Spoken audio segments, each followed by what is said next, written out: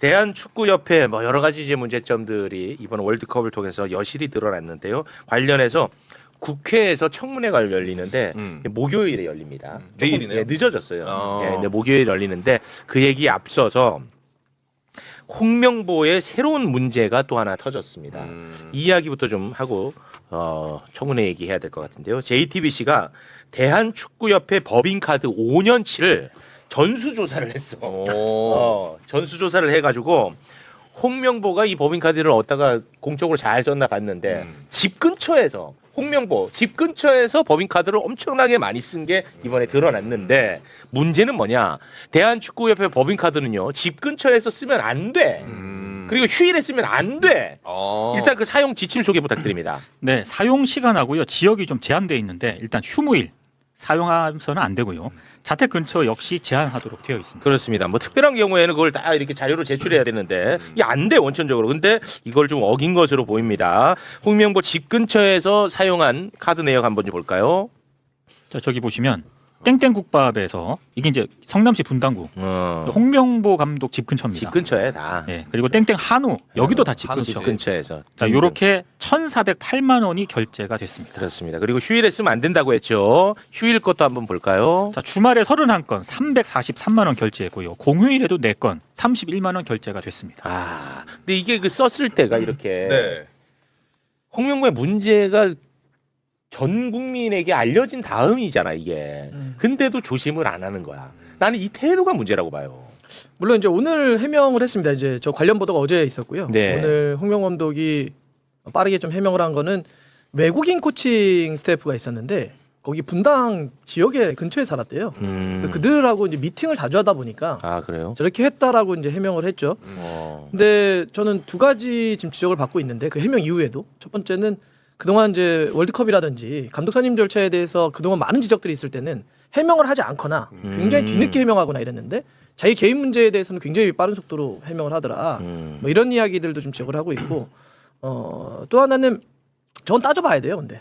아니 근데 JTBC가 그러니까 국밥집을 찾아갔거든. 근데 네. 혼자서도 먹고 막 그랬다는 그러니까요. 거게 그리고 나오던데. 기자들하고도 먹었다는 얘기가 있어요. 그 이제 거기 저도 영상을 다 봤거든요. 보도를. 그러니까 지금 뭐 해명은 해명대로 있고 내일 10시부터 청문회가 열리니까 따져봐야 될 것 같은데 근데 저렇게 왜 엄격하게 해놨냐면 사실 이걸 기억한다면 저렇게 하면 안 돼요. 왜냐하면 2017년에 아까 왜 집 근처에서는 쓰면 안 된다라고 하는 걸 명시를 해버렸냐면 기억하시는 분들은 있겠지만 2017년 지금부터 어디에 정관에 명시돼 있어요? 이제 아마 그게 사용 내부 지침에 지침에 딱 사용 정이 지침. 있더라고요. 네. 왜냐하면 당시에 축구협회장이었던 조중현 축구협회장, 네. 그다음에 이회택 부회장을 포함을 해서 임직원들이 법인카드를 사적으로 다 썼어요. 그때 제 기억에 뭐라 그러냐면 왜 썼냐 그랬더니 나는 법카 이렇게 써도 되는 줄 알았다. 그냥 개인적으로 썼다는 거예요. 마치 그냥 자기 용돈이나 활동비처럼 썼다는 거죠.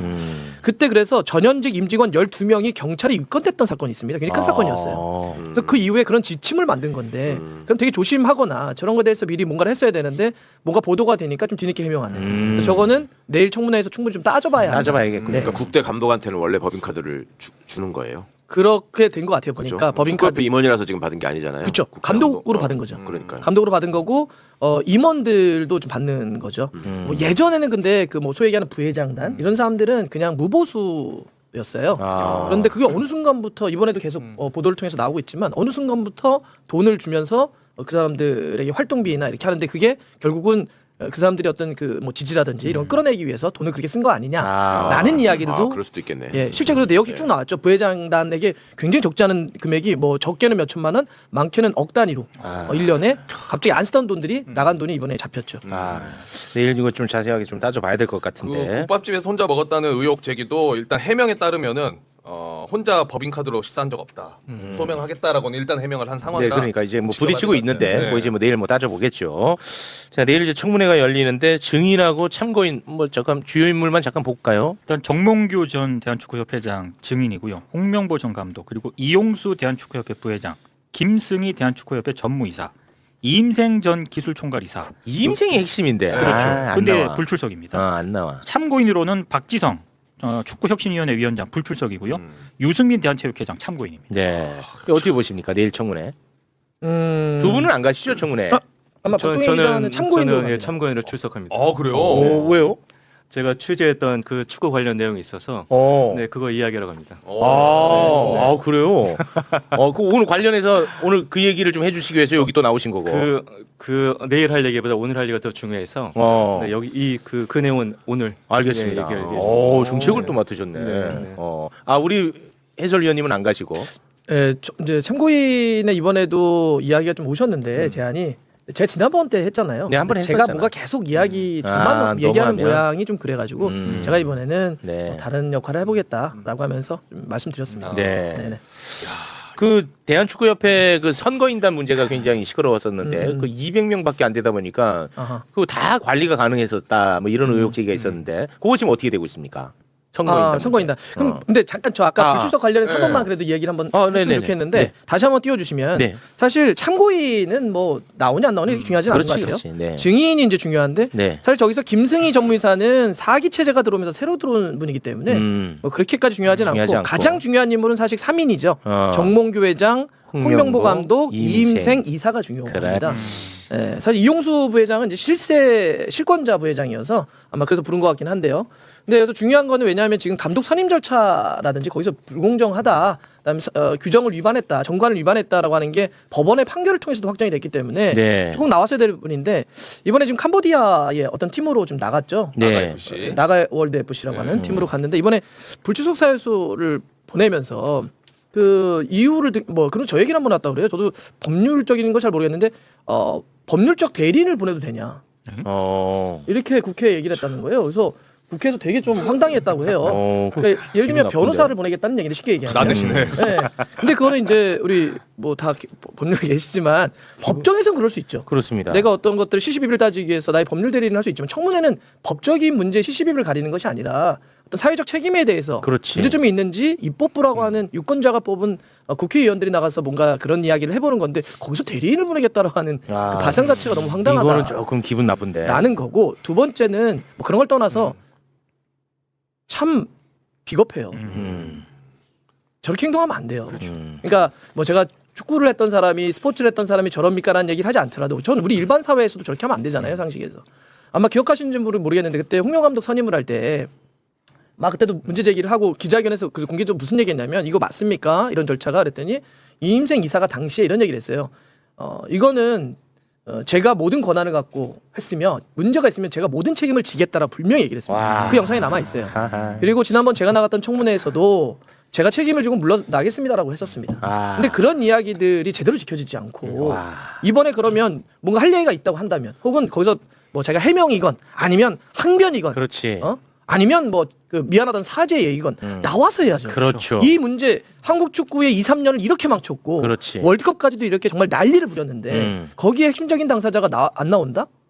이걸 우리가 어떻게 받아들입니까? 이 자체로 축구를 했던 사람들 모든 사람들이 싸잡아줘서 참 비겁하구나 이런 소리를 들을 수밖에 없잖아요. 그렇습니다. 모욕적이야. 네. 야구에서도 몇 해 전 국감에 그 KBO 프로야구 관계자들 불렀어요. 총재랑 사무총을 불렀는데 그때 도망갔습니다. 어디로 도망갔냐면 아프리카로 도망갔어요. 네. 무슨 핑계? 아프리카에서 야구를 하겠습니까? 네. 거기서 무슨 회의가 있다고 도망갔었어요.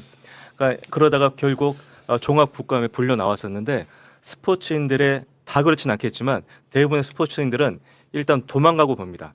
네, 그러면 도망가도 또 다시 불러온다라는 메시지를 줘야 됩니다. 그래서 야구 같은 경우는 도망가지 않습니다. 왜? 끝까지 추억해 다시 부르거든요. 축구도 다시 불러야 됩니다. 그러면 그래. 이런 짓 안 합니다. 나쁜 이게 전례가 되면 큰일 나겠네. 굉장히 중요한 지적입니다. 그러니까 축구가 앞에 전례가 계속 있으니까 그러네. 지난번에 한번 불렀을 때 정몽규 회장이 당시에 갑자기 그때 17세인가 여자 대회 남미 대륙에서 한 대를 나는 여자 축구가 너무 중요하기 때문에 그 대회를 보러 가겠다라고 가버렸습니다. 그 사람들이 언제부터 그렇게 연령별 대회 여자 대회까지 다 참견했다고 했고 그다음에 이번에 그 북중 월드컵 끝난 다음에 공항에 입국할 때도 그런 모습이잖아요. 그러니까 수장이라는 분이 먼저 앞에 나와서 화살을 맞기는커녕 선수들을 앞세우고 감독 앞세우고 다 지난 다음에 몇십 분 지난 다음에 몰래 나오는. 그렇습니다. 이러니까 밑에 있는 사람들도 그렇게 피하면 된다라고 생각하는 거예요. 소나기만 비하면 된다라고 생각하는 것 같은데 이거 끝까지 집요하게 우리 박문성 해설위원이 추적해 주시면 좋을 것 같습니다. 자, 오늘 저희가 이제 다룰 내용이 워낙 많기 때문에 요거는 요 정도로 정리하고 축구 그 선거인단 얘기만 짧게 해주세요. 짧게 선거인단. 선거인단의 그동안 이제 선거와 관련해서 축구협회랑 선거 관련해서 크게 보면 두 가지가 걸림돌이 있었습니다. 혁신과 기업을 하는 데 있어서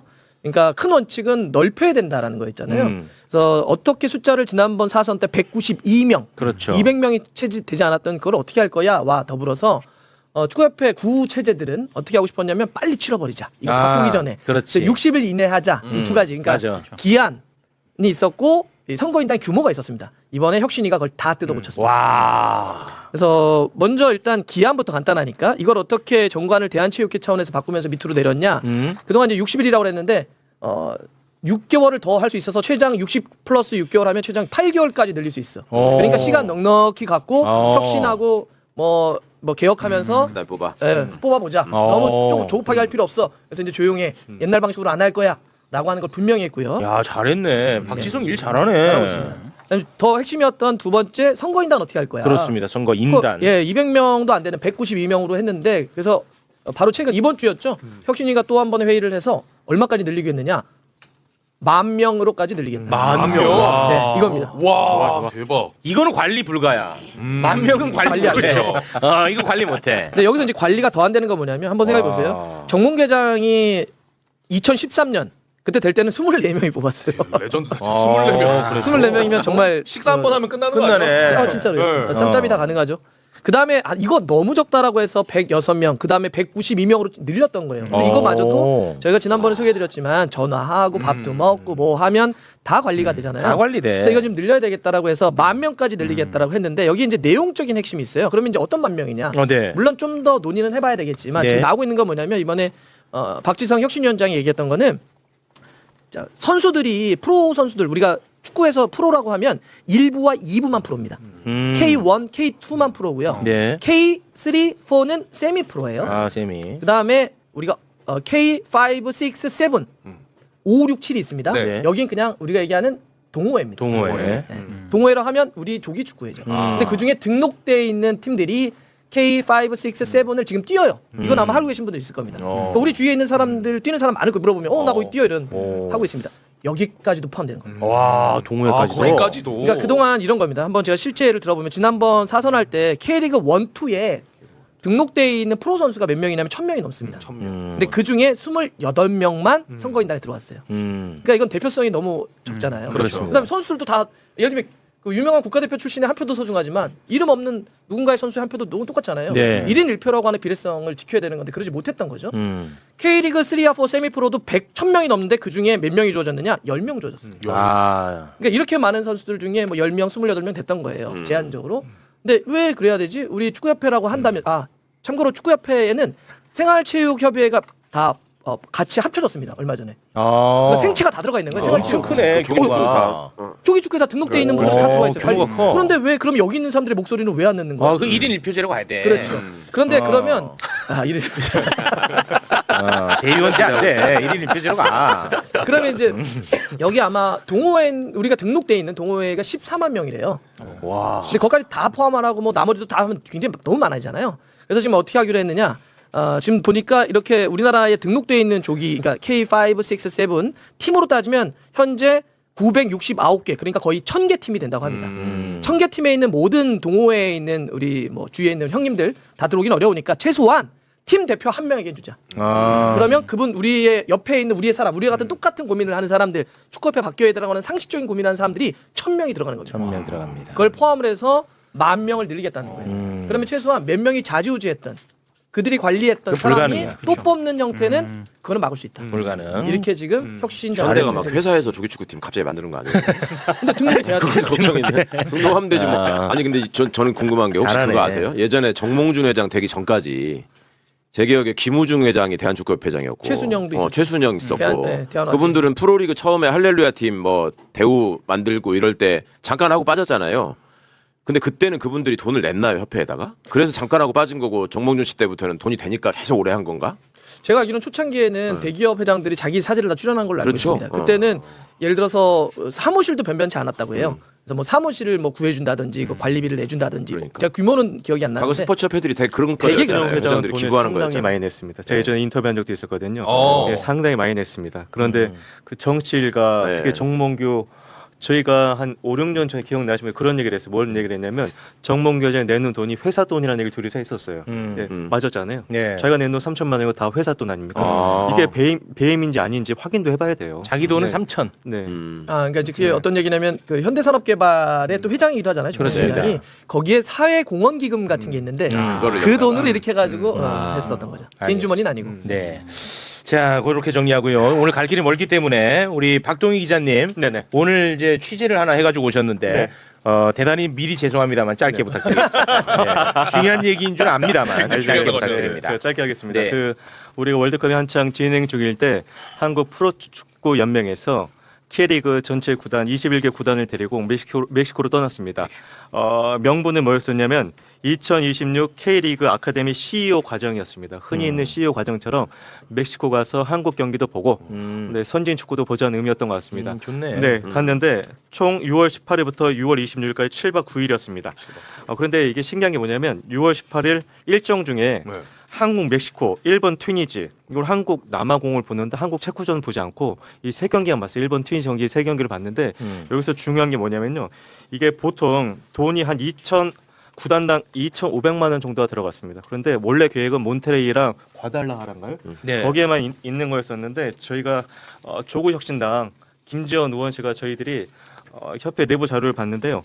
칸쿤에서 2박을 했어요. 칸쿤에. 저희 보시면 맨 처음에 네. 저 3월 24일 날 한국 프로축구 연맹에서 구단으로 이렇게 공문을 보냅니다. 보내서 K리그 아카데미 CEO 과정을 하니까 참여해라. 그러면서 프로그램 안내를 해주는데 저 경기 3경기 제외하고 세미나는 어떤 세미나일지는 추후 안내라고만 적혀 있어요. 그러니까 세미나 정도 안 잡은 거예요.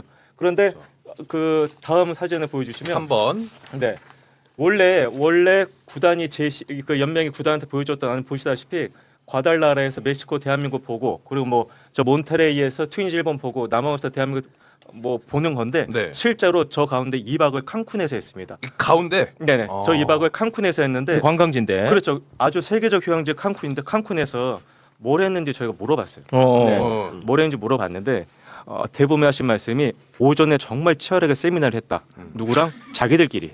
자기들끼리 네. 치열하게. 네, 아주 치열하게. 아. 네, 그리고 세미나가 끝나면 관광인데. 할 게 없어서 네. 바닷가를 거니면서 맥주 한잔 하거나 아하. 아니면 마야 유적지를 가거나 그래서 어떤 구단 사장은 저희한테 그냥 농담이에요. 이런 농담하면 안 되는데 한국이 32강 진출에 실패해서 너무 마음이 아팠는데 칸쿤의 아름다움이 이를 보상해줬다.